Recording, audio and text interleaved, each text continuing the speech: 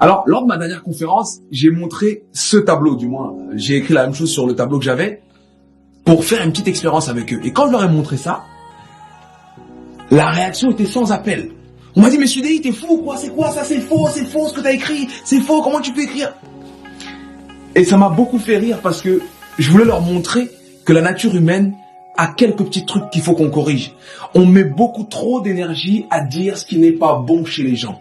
On met beaucoup trop d'énergie à dire ce qui n'est pas bon dans certaines situations, au point qu'on oublie de voir tout ce qu'il y a de bon.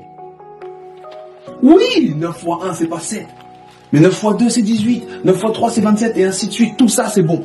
Concentrons-nous sur ce qu'il y a de bon chez les gens et on fera grandir ça chez eux. Un jour, un homme vient voir Socrate et l'homme dit à Socrate « Oh là là, tu sais pas ce que j'ai entendu sur ton pote !» Et Socrate, qui était très sage, dit à l'homme « Attends, avant de me dire ce que tu as entendu, je veux qu'on passe cette information à travers 3 passoires. » Le mec dit « Hein, 3 passoires ?» Il dit « C'est simple, je vais te poser 3 questions et si tu réponds par l'affirmative à au moins une de ces questions, alors tu pourras me dire ce que tu as entendu sur mon ami. » Première question, est-ce que ce que tu as à me dire est vrai? Le mec dit, je sais pas, on m'a dit, moi je répète. Déjà, premier filtre, c'est raté. Deuxième question, est-ce que ce que tu as à me dire est bon, positif?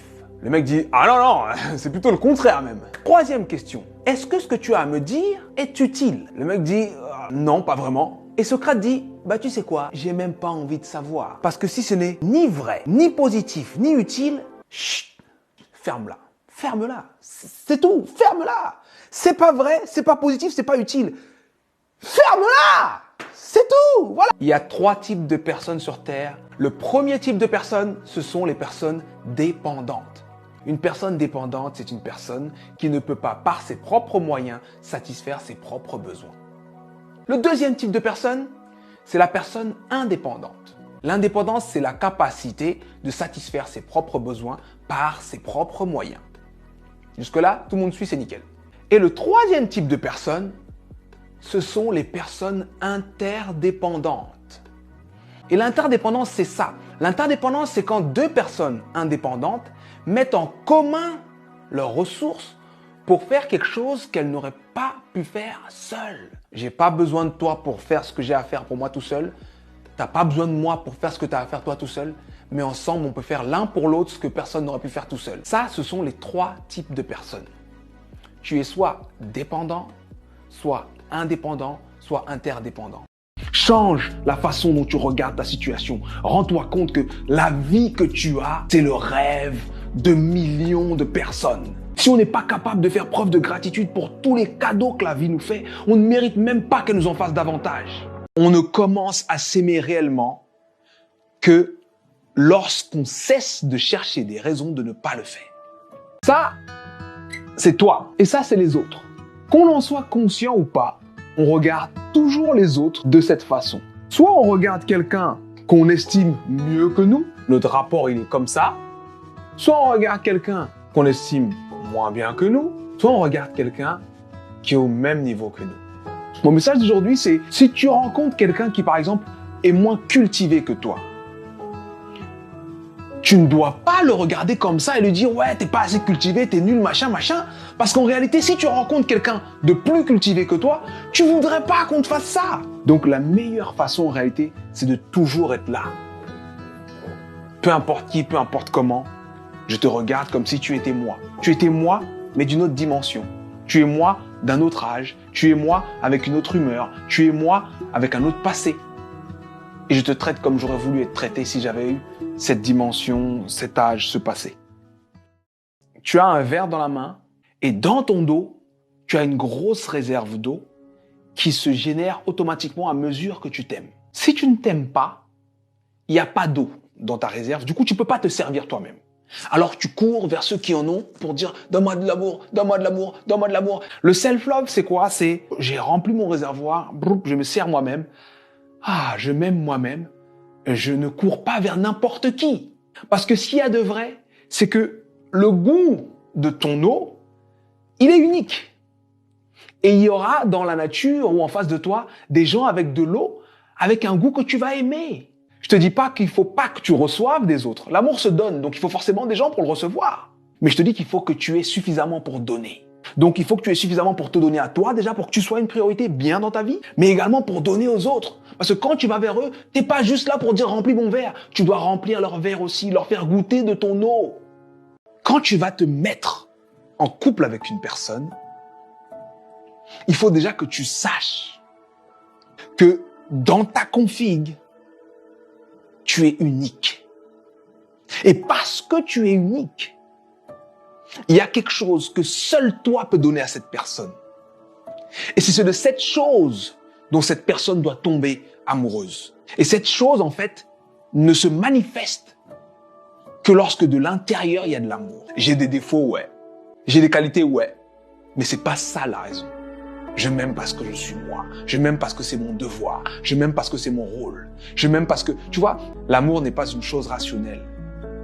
Il faut juste se dire, bon, je décide que je m'aime. Je décide d'être au centre de ma vie. Je décide d'être une priorité. Et c'est la règle. C'est tout. C'est qu'on est encore trop nombreux à considérer que l'équation de la vie, c'est événement égale résultat. Nombreux sont les personnes qui regardent le résultat des autres et sont convaincus que c'est parce qu'il y a eu un événement. Oh, il est riche. Il a dû naître dans une famille riche. Oh, c'est un couple marié heureux. Ils ont dû tomber sur la bonne personne. Et les gens sont convaincus que la vie, c'est ça. Pour moi, événement plus le facteur X égale le résultat. Vous savez comment je l'appelle ce petit facteur X là? Le mindset. Il arrivera que des gens aient des meilleurs points de départ que toi. Il arrivera que tu aies des jours plus difficiles que les autres. Mais je te garantis que ce qui compte le plus, c'est comment tu réagis là-dedans. Avant que tu rencontres cette personne, tu ne pensais pas qu'il y avait sur Terre une personne qui a eu autant d'importance pour toi. Pourtant, elle l'a eu. Et donc, je veux te dire maintenant que à cet instant-ci, il faut que tu saches que dans l'avenir, il y a quelqu'un de mieux pour toi. Et pour que cette personne puisse prendre plaisir à être avec toi, à écrire avec toi une histoire qui ne se terminera pas, il faut que toi, tu puisses prendre toutes les leçons qu'il y a à apprendre de ce que tu viens de vivre. Il faut que tu puisses réaliser les fois où tu t'es perdu pour que l'autre soit bien. Il faut que tu puisses réaliser toutes les fois où tu t'es désaligné avec toi-même juste parce que tu avais peur de perdre cette personne. Maintenant, tu sais ce que tu veux dans une relation. Maintenant, tu sais comment tu dois être dans une relation. Et ça sert à ça. Très souvent, les gens confondent les leçons de la vie avec des âmes sœurs. Il y a des gens qui viennent dans ta vie et que tu vas profondément aimer, mais ils ne seront pas ton âme sœur, ces gens. Ils sont là pour t'apprendre des choses sur toi. L'amour, c'est un choix. Il y a certains choix qui sont faits de façon innée, tu vois. Des parents choisissent dès l'instant où on leur fait le pot à pot, là, que c'est bon, cette personne-là, ce petit bébé, toute sa vie, je veille sur lui. Il y en a qui n'ont pas ça, il y en a qui ont ça peut-être 1 an plus tard, peut-être 2 ans plus tard, peut-être 5 ans plus tard. Bref, en tout cas, tu fais un choix délibéré de prendre la personne avec tout ce qu'il y a en elle, les choses qui changeront, les choses qui ne changeront pas.